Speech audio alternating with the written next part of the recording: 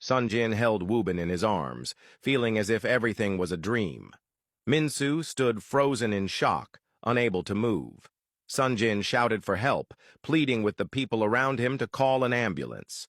His hands trembled as he looked down at Wubin, whose eyes were slightly open, blood covering his body.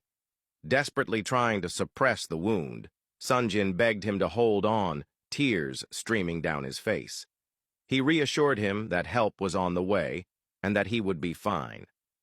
Wubin struggled to speak, his voice weak. He expressed his happiness at being able to see Sonjin get married and finally have a happy life.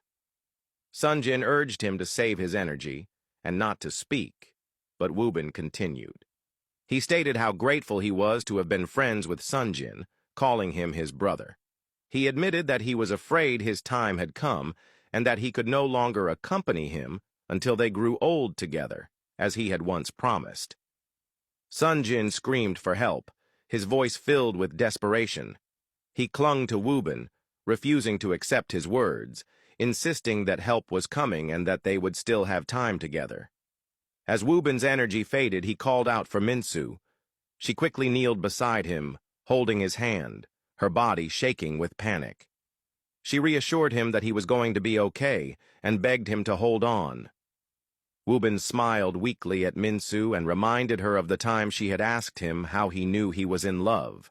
He recalled telling her that he would kill and die for the person he loved. He expressed his happiness that he had been able to protect her and stated that in the next life he would do so again without hesitation.